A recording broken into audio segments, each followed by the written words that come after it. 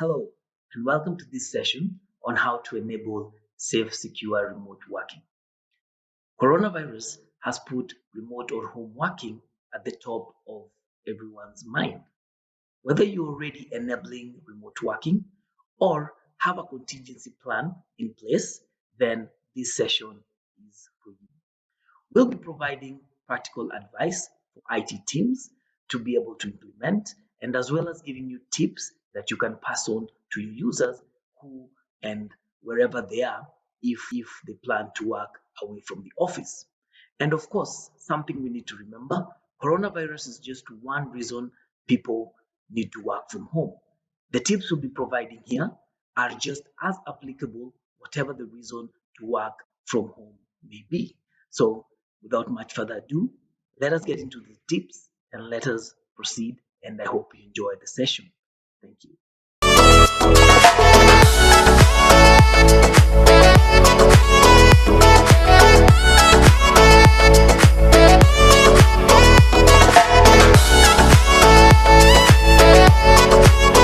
name is Kevin Kamango, and I will take you through this session. So, we have seen how the pandemic of coronavirus has affected us and made us all think about working from home. So, Sophos have come up with some guidelines on how this can go about. So, let us look at how coronavirus and remote working can be going on hand in hand and what you need to know. Right. So, most organizations already allow some degree of remote working. If you're on the IT team, you're probably used to preparing laptops for staff to use remotely and setting up mobile phones with access to company data for salespeople on the road or anyone who works remotely. However, the current coronavirus outbreak and the need to keep at risk staff away from the office means that if you haven't already, you may soon and suddenly end up with lots more staff working from home. It's vital to make sure that the precautions you are taking to protect the physical health of your staff don't create a threat to your cybersecurity health by opening you up to security risk. A user's home network and cybersecurity may never be as strict, provide the same level of protection, and be as well thought out as your IT organization in the office. Nevertheless, there are some basics which, if done properly, provide a good level of protection for employees working remotely. Moreover, to smaller businesses, the ability for ensuring employees can work remotely can be the difference between remaining in business and not being around after any form of quarantine or restrictions are lifted. One thing remains constant: the bad guys are not going to take a break. In fact, they could make an even bigger effort at a time when they believe IT administrators and businesses are distracted.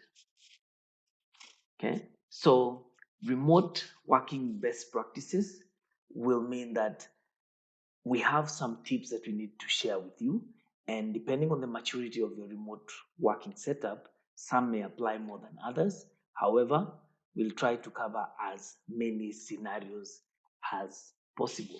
So we'll go into step one, making it easy for users to get started. The first step is to make it easy for users to get started with home working. Imagine the scenario, right? You're suddenly told the entire workforce has to work from home. Users can't come into the office to collect their devices, so they order new devices online. The devices arrive, but you can't meet them to set up appropriately. Now, what will you do if you can't set them up appropriately? You may end up needing to set up remote users from scratch entirely remotely, and that might be something you've not done a lot of in the past, right? So what will happen is a user is going to be working from home. If this is a user who has been working from an office and already has a device that is set up properly, working from home could be as simple as taking the device home, connecting to the home Wi-Fi, and working like they were in the office. That's the ideal. Unfortunately, not everyone is there. What about the other scenarios? A user can't take their device home and they need to work from a home laptop or a brand new laptop they have bought. Could they still continue to do their job? Right? In this scenario, what you need is the ability for a remote user to connect and set a device up safely and easily without needing to physically hand it over to the IT department.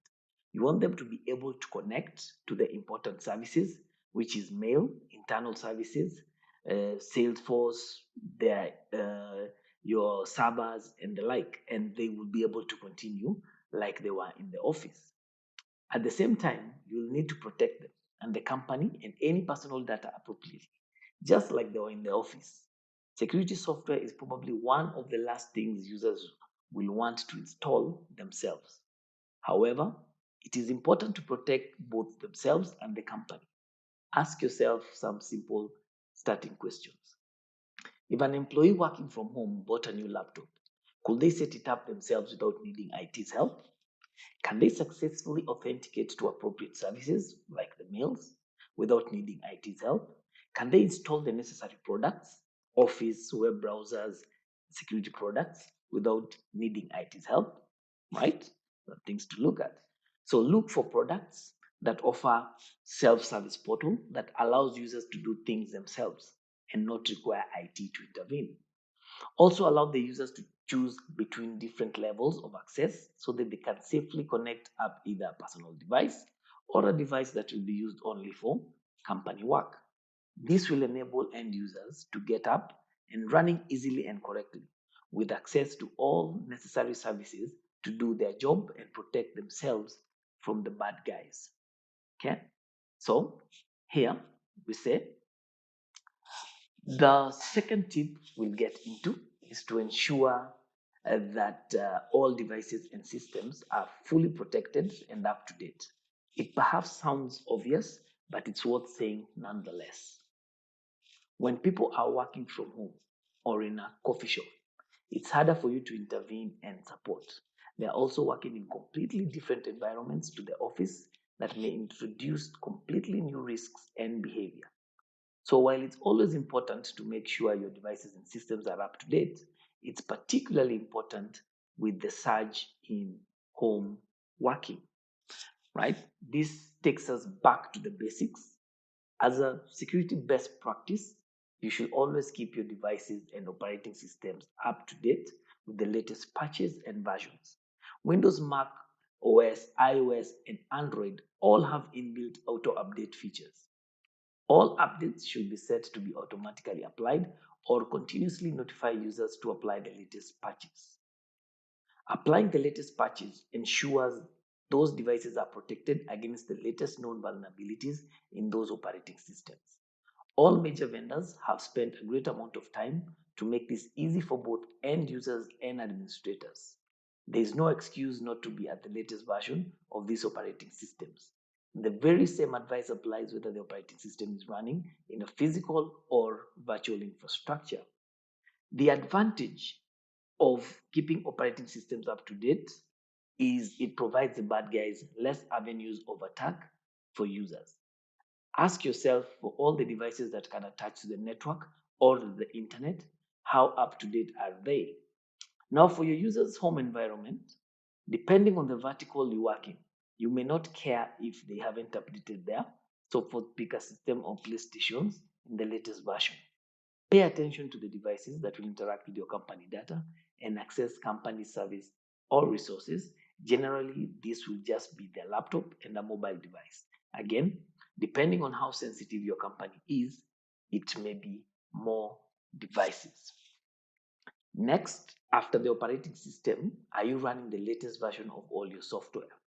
Consider both your security software, your endpoint and mobile protection, for example, and your business software. Prioritize keeping them up to date. Again, this is another security best practice. Companies like Microsoft, Apple, Adobe, etc. are very good at issuing patches to protect against known vulnerabilities in their products. Sophos is always updating the protection provided by our security products.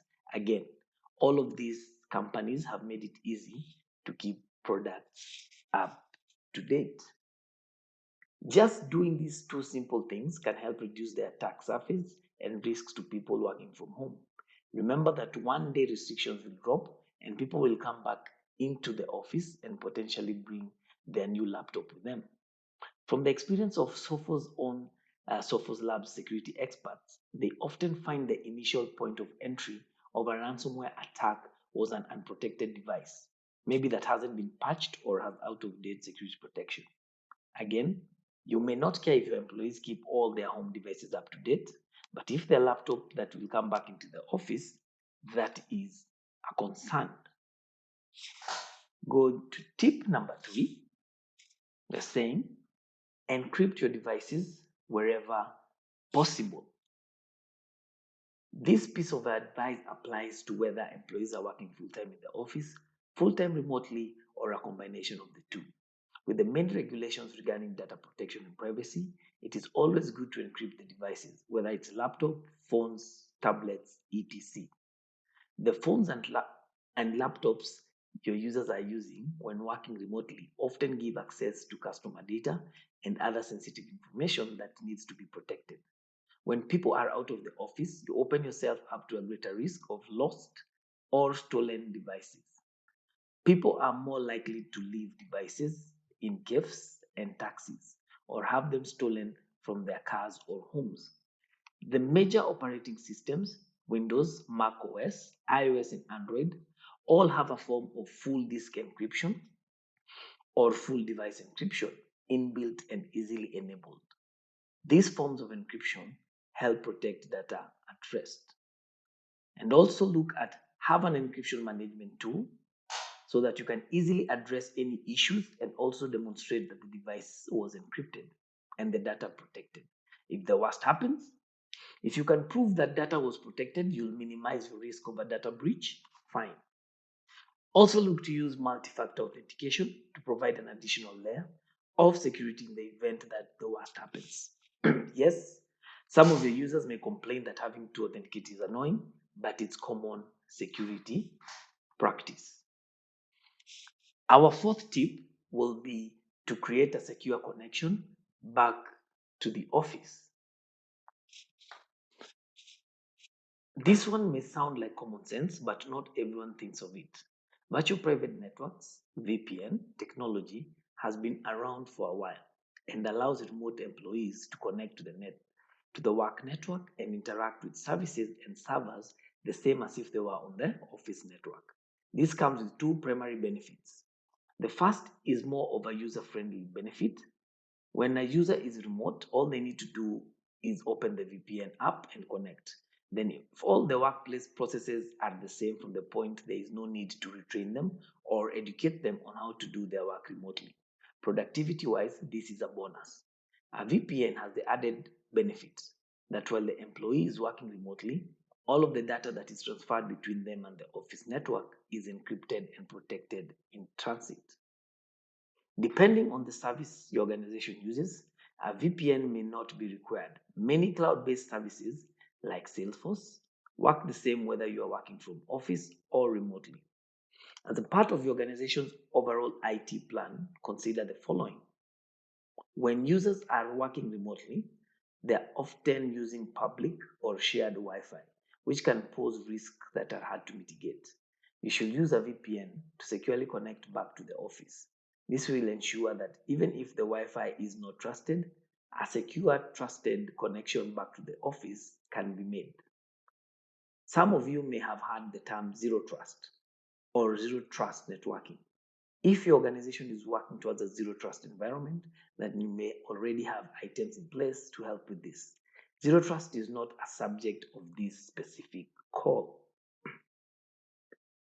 Our tip number 5 is scan and secure email and establish health practice. This is another topic that applies regardless of whether the end user is working 100% from the office, 100% remote, or a combination of the two. However, it's worth mentioning it as with more people working from home, there will likely be a big increase in emails as people can no longer just walk over and speak with a colleague. In our recent cybersecurity survey, we surveyed 3,100 IT managers in 12 countries. Email was the way that 33% of attacks got into an organization. They may have had malicious links or malicious attachments. When a user is in the office, the organization may have many mitigations in place to stop them clicking on malicious links, etc. When a user is working from home, they may not have the same mitigations in place. You therefore need to ensure that your email protection is up to date and that inbound and outbound mails are being scanned for threats. Phishing is also a big part of email security. In fact, more organizations were affected by phishing last year than any other threat. The people behind phishing emails are very quick to take advantage of an issue, an opportunity. At Sophos, we have already seen phishing emails that exploit the interest in coronavirus. This tasteless and exploitative example was identified by Sophos security team, and sadly, we anticipate a lot more over the coming weeks. Raise awareness with your staff of the need to be extra vigilant at this time as crooks are looking to exploit the current situation. Our tip number 6, enable web filtering. This is moving from email. We're now looking at web filtering. Web filtering is a technology that ensures that users can only access content appropriate for their workplace and role. When a user is in an office, it is traditionally the firewall that will enforce web filtering rules. When they are working from home, there is a high chance that the network traffic is not going through the company firewall. Therefore, their laptop or mobile device needs to enforce any web filtering rules defined by your organization. Working from home can also lead to changes in behavior because they are in a home web use. Mindset not work, but home. Their filters for what is appropriate may change. Putting in place web filtering protocols will ensure, one, users can only access content appropriate for workplace and role, basically, so they can see and do the same activities as they could in the office. Two, users are protected from risky websites that could leave them vulnerable to attacks. This will take us to tip number 7, enable use of cloud storage to back up your data. Sometimes users will have all the necessary files and data on their laptop. That means that working in the office or from another location makes little difference. However, that isn't always the case. Making use of some form of cloud storage for data and file enables you to ensure that employees have access to all the necessary data to continue doing their job. Also, think back to the first topic of making it easy for a user to work from home. What happens if their laptop or mobile phone dies during this period? Assume all data that was on the device is now gone. Is that catastrophic or not an issue? Could the employee easily access all the data from a new device and continue working? Now you may be thinking this isn't a security issue, and you're right in that the main benefit here is operational rather than security. With that said, your company files and data are in the cloud. You still need to protect the data as if it was physically on a device. This is where the topic of identity becomes important. Employees need to be able to successfully identify themselves in order to access the data stored in the cloud. Data leaves files and data in the cloud are protected and accessible by anyone. At the very least, employees must successfully authenticate. Two-form authentication takes that a step further. Our tip number 8 will be to manage use of removable storage and other peripherals on corporate devices. USBs and external devices are still a significant security risk. In our recent cybersecurity survey, we surveyed 3,100 IT managers in 12 countries. USBs, external devices, were the vector by which 14% of attacks got into the organization. When an employee is working from home, there is a high chance that they will attach a wide variety of devices to the company laptop. Let me give you a simple example. Mom, Dad, can you please see what's on my memory stick? Most employees won't even consider this a security risk, and potentially it is not. However, it is complacency that will eventually allow a breach to occur. Remember, when any workplace restrictions are over, those laptops will eventually come back into the office. If you'd like to manage the risk, implement device control within your endpoint protection to control USB external device usage. Tip number 9. For point 9, we want to focus on mobile devices. Okay? This is related to our point number 2, which was ensure devices are up to date, and our point number 3, encrypt devices. The increase in home working will likely see far more people using the mobile device for work. You need to protect these devices against malware and manage them in the event of loss or theft. Starting with malware, 10% of threats are discovered on a mobile device. Deploy anti-malware protection on mobile devices is a great step to stopping these threats. Taking this further, IT administrators can also restrict the applications that can be installed on the device and even restrict the mobile device to only download applications for recognized and approved app stores. This additional step gives both the user and the IT administrator a high level of confidence, and only valid and appropriate applications are installed and used on their mobile devices. As we have seen with people out of office, there may be greater potential for the device to be lost or stolen. Mobile device management allows you to remotely lock, wipe, or locate the device. Yes, you may have physically lost the device, however, if it is locked or wiped, then it is not useful to the thief and no company data can be accessed or is no longer on the device. A unified endpoint management solution is the key here, enabling you to secure and manage corporate devices remotely. Okay? Our tip number 10, it's all about dealing with issues. Okay? Make sure people have a way to report security issues.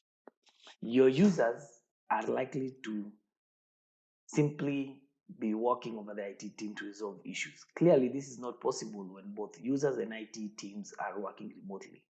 So you need to give people a quick and easy way to report security issues. So if you haven't already, set up an easily remembered email address such as security911@yourcompany.example, where users can report security issues quickly and easily. Remember that a lot of cyber attacks succeed because the crooks try over and over again until one user makes an innocent mistake. So if the first person to see a new threat has somewhere to report it, then they'll know it and they'll get picked up. They'll end up helping everyone else. This takes us to tip number 11. Make sure you know about shadow IT solutions. Okay? When you talk about shadow IT, it's of course where non-IT staff find their own ways of solving technical problems for convenience or speed. And when a user is working remotely, where they are free from the shackles placed on them by IT, they may find creative ways to do their job. If you have a bunch of people who are used to working together in the office, but who are now working remotely, it's quite likely that they might come up with their own ways of collaborating online, using tools they have never tried before. The first consideration here is security, and I particularly mean data security. I'd like to share with you an example of how shadow IT can create a security risk discovered by Sophos Global Cybersecurity Operations Director Craig Jones. Trello is a free tool frequently used to help individuals and teams manage their workload and productivity.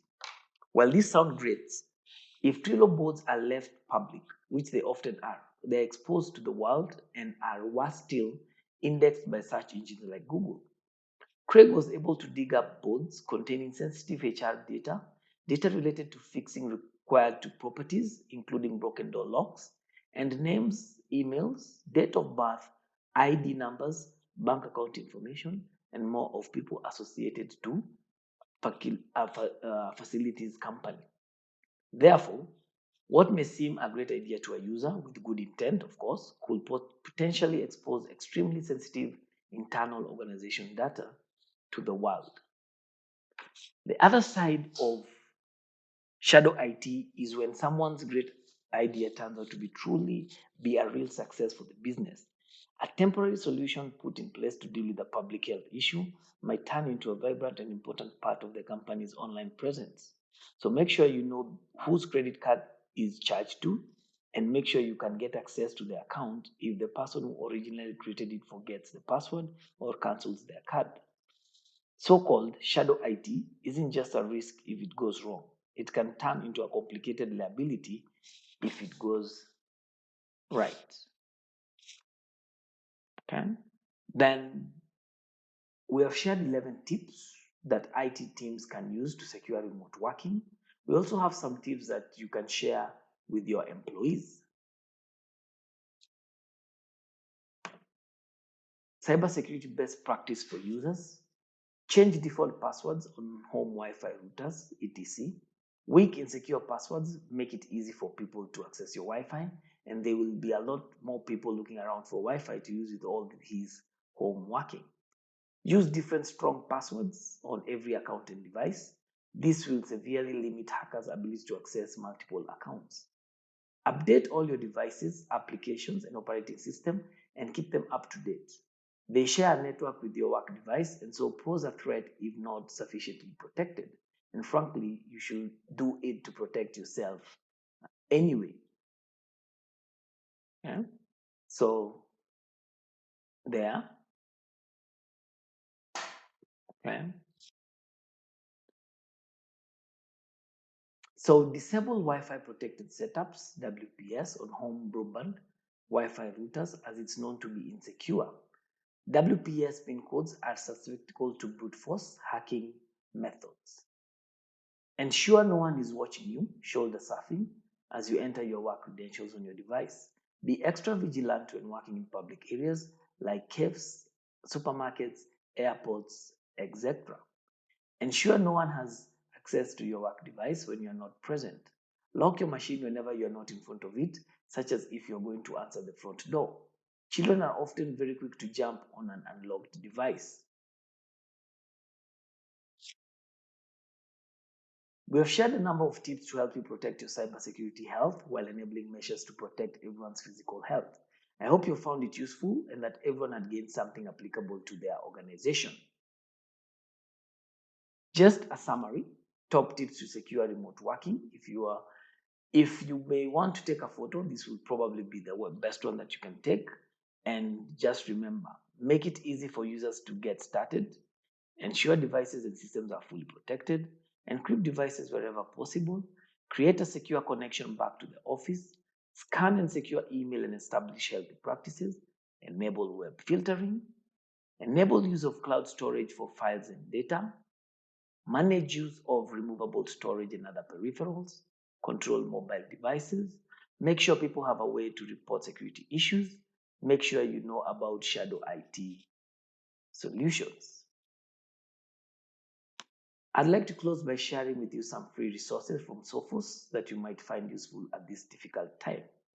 Sophos Home is business-grade endpoint protection for home devices. It's built on our Intercept X endpoint technology and utilizes real-time antivirus, artificial intelligence, and web filtering to keep your home devices secure and protected from malicious websites. You and your team working from home can download it for free at home.sophos.com.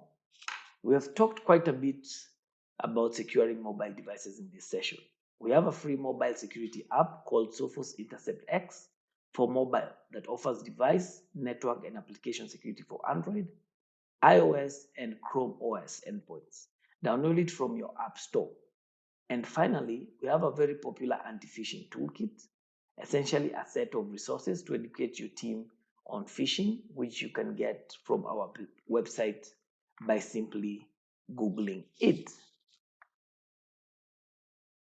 If you have any questions, don't hesitate. You can contact us at kkamanga@mwalimumkuu.com and we will respond to you. So, as a way, just remember, as you work from home, keep safe, and stay home. From all of us here, we say thank you for your time and we hope to catch up soon. Hope this has been informative for you and I'd like to thank you for viewing. Thank you.